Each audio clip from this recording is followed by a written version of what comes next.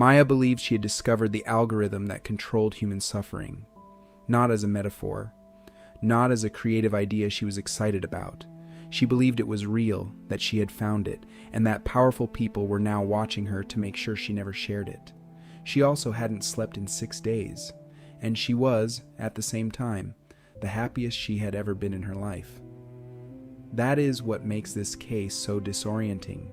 Not that Maya was experiencing psychosis, not that she was in the grip of a manic episode, but that both were happening simultaneously, feeding each other, amplifying each other, producing something that didn't look like any single condition her family recognized or her doctors initially understood. She was laughing while explaining that her apartment was under surveillance.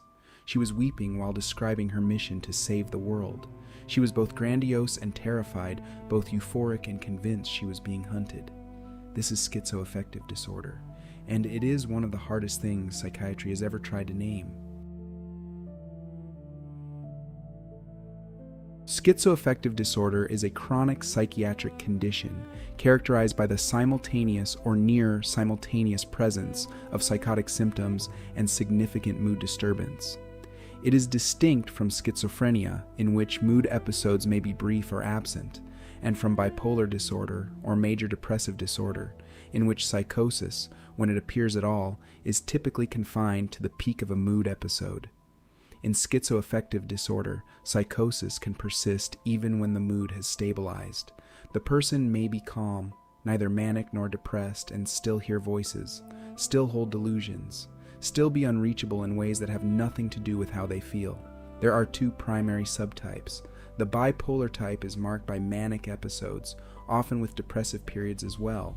The depressive type involves only major depressive episodes alongside the psychosis.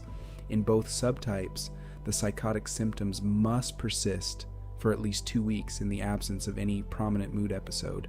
That criterion is what separates schizoaffective disorder from other diagnoses. It is not simply psychosis that accompanies a mood swing. The psychosis has its own life.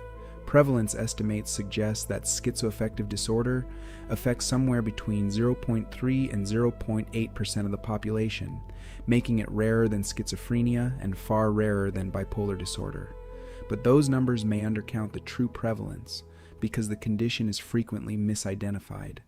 Patients are often diagnosed with bipolar disorder with psychotic features first. Some carry a schizophrenia diagnosis for years before the mood component is recognized. The diagnostic complexity is not a failure of medicine so much as a reflection of the condition itself. It genuinely inhabits a territory that resists clean categorization. Neurologically, researchers have identified disruptions in dopaminergic and serotonergic pathways, abnormalities in prefrontal cortical function, and altered connectivity between the limbic system and regions responsible for executive control. There is also a strong genetic component. First-degree relatives of people with schizoaffective disorder show elevated rates of both schizophrenia and mood disorders, suggesting that the condition may represent an overlap point in shared genetic vulnerability. Maya's story begins, as most stories do, long before any of this had a name. Maya grew up in a mid-sized city in the American Midwest, the second of 3 children, in a household that was noisy and warm, and occasionally chaotic in the ordinary ways that large families are. Her mother was a nurse. Her father taught high school history. There was no psychiatric history in the family that anyone talked about openly, though in retrospect, as is so often the case, there were relatives whose stories, told in hushed or dismissive tones, might have suggested something inherited. An uncle who had been, as they said, fragile. A grandmother who had spent time, as they said, resting. Maya was, by most accounts, bright and intense, and a little too much for certain people. She was the kind of student who became obsessed with a subject and then exhausted it, reading everything she could find about marine biology for 6 months, then pivoting entirely to medieval history, then to linguistics. Her attention was enormous and consuming when it was present, and completely elsewhere when it was not. She studied journalism at a state university, graduated in 3.5 years, and took a job at a regional newspaper while she was still 22. She was good at it. She had a gift for narrative, for finding the emotional core of a story and building outward from it. Her editor described her as someone who cared almost too much, who would lose sleep over getting a quote right, over whether a source felt they had been fairly represented. She had relationships, she had friendships, she had a small apartment with a plant she kept alive for 4 years and considered a personal achievement. By 26, she was well. She was, as far as anyone knew, entirely well. The first signs arrived gradually enough that they were easy to explain away. Maya began sleeping less, not dramatically less, not the zero sleep marathon that would come later, but 3 or 4 hours a night instead of 7, and waking up feeling, as she described it, too awake, charged, like something had been turned up inside her that didn't have an off switch. She became more productive for a time, working longer hours, filing stories ahead of deadline, generating ideas faster than she could act on them. Her colleagues noticed she seemed energized. Some of them were envious. She began to notice patterns. This is how she described it later in a psychiatric intake interview. She said she kept noticing that things connected in ways they shouldn't, or in ways no one else seemed to see. A story she was covering about city budget shortfalls seemed to her to contain a coded message, not poetically, not as a feeling. She believed it literally. She began documenting the connections in a notebook, then in several notebooks, pages of dense handwriting linking public figures and events through systems of meaning that felt to her as clear and verifiable as mathematics. Her sleep deteriorated further. She became irritable when questioned. She stopped returning calls from her mother. At work, she submitted a story that her editor described as incoherent, not poorly written, but structured around a central premise that made no sense and was presented as established fact. When her editor asked her about it, Maya explained the connections calmly and at length. Her editor sat with the discomfort of not knowing what to say to someone who sounded both completely rational and completely unreachable. That night, Maya called her sister from a parking lot at 2 a.m. crying. Not because she was sad, she said, but because she was so moved by everything she now understood. Her sister drove to the parking lot. She would later say that the most frightening part was that Maya seemed fine. She seemed better than fine. She seemed luminous and terrified at the same time.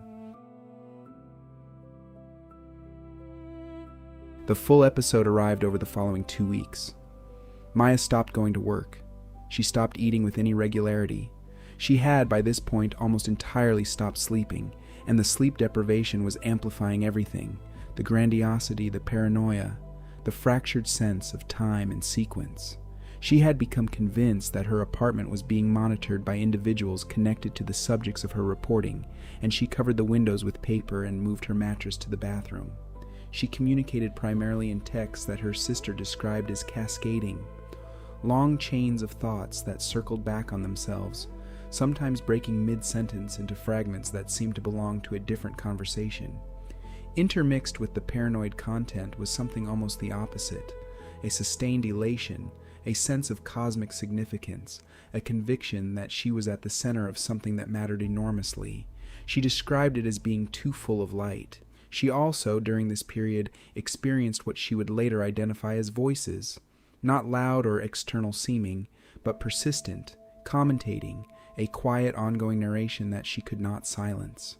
Her sister and her mother, now both involved, brought her to a hospital emergency department after Maya sent a message saying that she needed to leave the country immediately or something irreversible would happen. She did not specify what.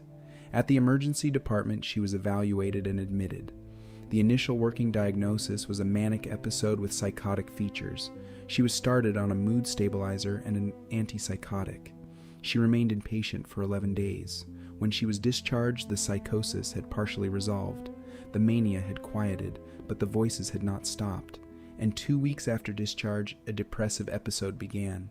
Not the soft come-down that sometimes follows mania, but a profound, immobilizing depression that arrived alongside a continuing low-level delusion that she was being punished, that the monitoring had never stopped, that she had failed at something she could no longer name.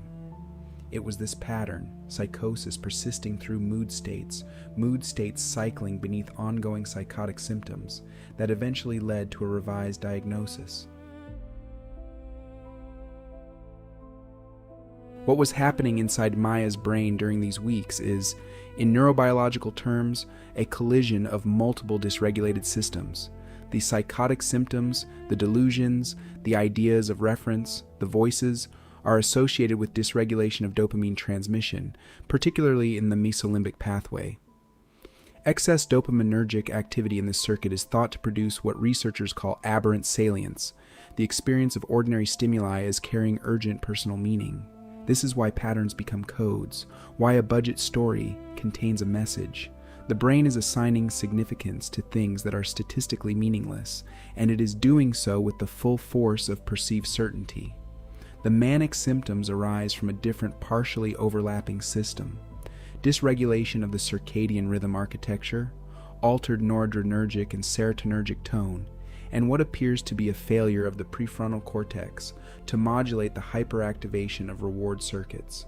The result is reduced sleep need, elevated drive, expansive or irritable mood, and accelerated cognition. In most people who experience mania, psychosis, if it appears at all, is secondary to the mood state and resolves as the mania resolves. In schizoaffective disorder, the psychotic process has its own independent momentum. When the mania resolved for Maya, the dopaminergic dysregulation did not. The voices remained. The delusion, softer now but present, remained. And then the mood system swung in the opposite direction, pulling her into depression, while the psychosis continued. Treatment for schizoaffective disorder typically involves antipsychotic medication as a foundation, combined with mood stabilizers or antidepressants depending on the subtype. The bipolar type, which fits Maya's presentation, generally responds better to lithium or anticonvulsant mood stabilizers, alongside the antipsychotic. Psychotherapy, particularly cognitive behavioral approaches adapted for psychosis, can help patients develop a relationship with their symptoms that reduces the terror and the compulsion to act on delusional content. But treatment is difficult, adherence is often inconsistent, and the illness tends to be chronic. Maya was 31 when she received the schizoaffective diagnosis. It took 4 years, 2 hospitalizations, and 3 different treatment teams before anyone used that specific term in a room with her and explained what it meant. She described the moment with complicated feelings: relief that there was a name, grief that the name implied chronicity, and a particular kind of exhaustion at having spent years being treated for a condition that was partially, but not fully, what was actually happening to her. She stabilized on a combination of a second-generation antipsychotic and a mood stabilizer. She did not return to journalism. She worked for a time in a library, which she chose, she said, because it was quiet and because the organizational logic of it felt containable. The voices did not disappear. They became, in her description, more distant, like a radio in another room, present but not commanding. The depression still came. The paranoia surfaced under stress. She managed. She participated in a psychoeducation group for people with psychotic disorders. She rebuilt partially her relationship with her sister. She was not, by the end of this account, recovered in any full or final sense. She was managing a chronic condition that had profoundly altered the shape of her life. That is the honest end to most stories like this, not a resolution, a negotiation. What Maya's case reveals is something that psychiatry has struggled to articulate clearly even to itself, that the categories we use to describe mental illness are approximations of something more continuous, more entangled, and more resistant to neat borders than our diagnostic systems prefer. Schizoaffective disorder exists because reality did not cooperate with the clean division between psychosis and mood. Because some minds break in ways that cross multiple lines at once. The discomfort of that ambiguity belongs not just to patients trying to understand what is happening to them, but to the medicine that is trying to name it. What stays with you after a case like Maya's is not the strangeness of her symptoms. It is the clarity with which she described them once she had the words. The brain is capable of producing experiences that feel more real than anything else, and the tragedy is not that they feel false to the person living them, it is that they don't. If you like unsettling psychology, like and subscribe for a new diagnosis each week.